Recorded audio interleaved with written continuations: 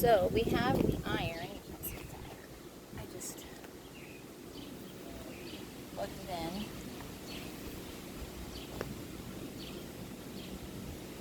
But down here so you can see a little better.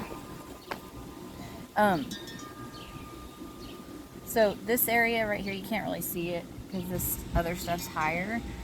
But I'm gonna fling some of these mud chunks out of the way so I don't get it all over my iron, because it's kind of soggy right now because I just watered last night in the middle of the night. The sprinkler came on. But the this section here hasn't been ironed down yet, and I'm just talking about an iron. And that's kind of what mine looks like right now. I did some weed patches last night, so it's gotten a little mucky. But that's just like from the sap and stuff from the grasses and things that I've been heating up. Okay, so I'm gonna move this little light. It comes out easy. So you can't see the ones I've done, but I'll show you whenever I get done.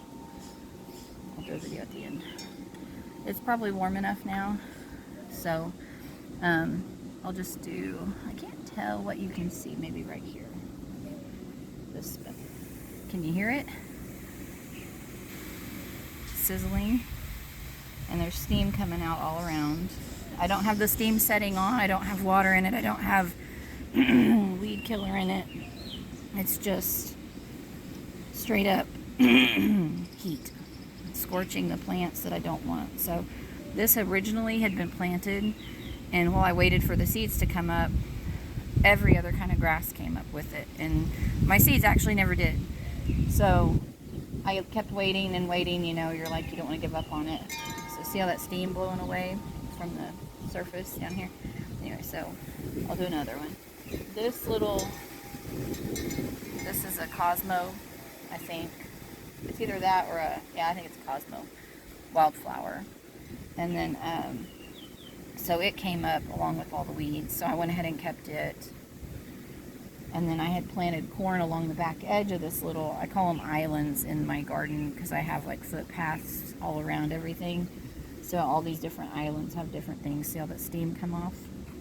So anyway, you just basically are scorching the ground, and I think this method that I'm doing is going to be really extra helpful. Excuse me. Because the amount of time you leave it on, if you leave it on a while, it doesn't really do anything except just kill it more thoroughly and reach the roots a little bit better. But also, if there's seeds on the ground, my thought is it's going to kill them as well, because they can't handle this amount of heat either. Also, another benefit that I am discovering as I'm watching other patches that I've done dry out is it leaves the dead, dry grass on top of the ground and the roots still in the ground. So it gives aeration to the soil as those decay and go away and get eaten up by organisms and whatnot. But also, the dead grass on top of the ground acts like mulch. So it's like super, super genius, this idea that I've come up with. And I don't know if it's an original idea from nobody else, but I thought of it on my own yesterday, just out of the blue. So here's, watch for the steam if you can here. I'll let it set for just a few more seconds. That one didn't do as much visible steam for some reason. Anyway, but my other choices were to do the spray, which I don't want to do. I don't like spraying gardens, and especially where you're going to be eating the food that comes out of it. Like these right here in this same island are potatoes. So I did not want to put poison down on this section, and it's goosegrass mostly. And that's what led me to looking it up, DIY ways to get rid of goosegrass. And it came up with like burning it, which is also a good idea, except if most of the time in Oklahoma we're in a burn ban in the summer. So we're not currently, but I don't have like the torch that they mentioned. So I didn't really do it. Now see, I did all around this Cosmo this flower, he wasn't planted on purpose, but I do have a feeling that I might have got to his roots just now by doing it so close to his base, like I just did. But I'm not too concerned. I have a whole field of them right behind me right here, so it's not a big worry to me. This was supposed to be turnips, and they didn't sprout, so I may do it again after I get all these weeds killed. I might try and replant some stuff. So anyway, let me show you what it looks like here. I'm going to get some of this pressed down. I look a little crazy in my garden when people drive by and I'm ironing the ground, but hello. If it saves me a lot of work and gets it done really well and thoroughly, then I'm all about it. The other problem that I was encountering that led me to looking this up and deciding on trying to kill the weeds instead of just pulling them. See, I'm moving a rock out of the way because that does scratch up my iron, which I don't really want it to do. So I have squirrels. If you notice behind me, actually, there is a mural that my brother, who likes the squirrels, drew on the raised bed behind me that says Squirrelville, and it's eating a carrot.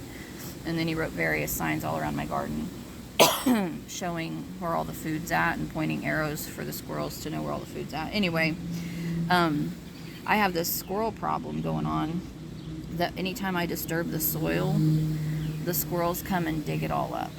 And so if I were to pull all these plants around this one that I want to keep, they would come the next night or the next evening or whenever I wasn't around next, and they would dig the entire plant up. They have destroyed my garden over and over and over and over again this spring. Sorry, there's a plane flying over. So for that reason, also, I think this method is pretty genius because it doesn't disturb the ground. It makes the mulch, kills the seeds. It's really fast. It's not poison. And you just still have to do a lot of bending over.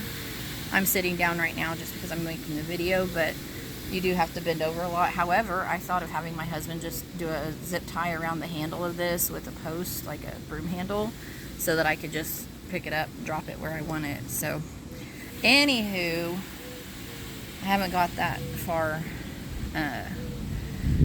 into it yet, enough to do anything fancy with it, but this is definitely working. I've left a few little weeds up just because they're ones that I like, but like I don't want Bermuda grass in my garden because it just takes over everything. This goose grass also is very invasive. And then I also didn't do some of this section right here just now because I tried digging all this up the other day, and so there's a bunch of mud blobs right here in the middle that I don't really want to mess with on the iron at the moment. It doesn't bother it at all. It doesn't bother it at all. The iron is like, I do what I want, it's an iron. So you just don't want to get it too gunky. And I need to go and clean it up whenever I get a chance. So anywho, let me show you what all it did. And for my my cord, not my hose, I just tied it in a knot so that it wouldn't come undone. Get that out of here. And then I'll show you all the weeds that are pressed. So I went all the way to like right here. So you can kind of see where the ones are that didn't get pressed, right beside it. And then all along this little section that I did and around the bottom of this flower. And then yesterday I did all of this back here, and you can see it's already whitened out and dried up, and you can see where I left places that I didn't do, not really intentionally, but just not really knowing if this was going to be a good method or not. I kind of just did it fast, but I'm really very impressed. I think this is going to work really well. So I did you can't see it over my shoulder back there, but under that arch back there by those lights. I did all of that because I have okra growing back there, and it's been under attack from like some, I don't know, grasshoppers or something eating all the leaves and things. So I've been kind of just letting it go in hopes that something will come after the thing that's come after them, and nothing has. So I went ahead and knocked all the weeds down. So anyway, hope you enjoyed this video. This was fun. Bye.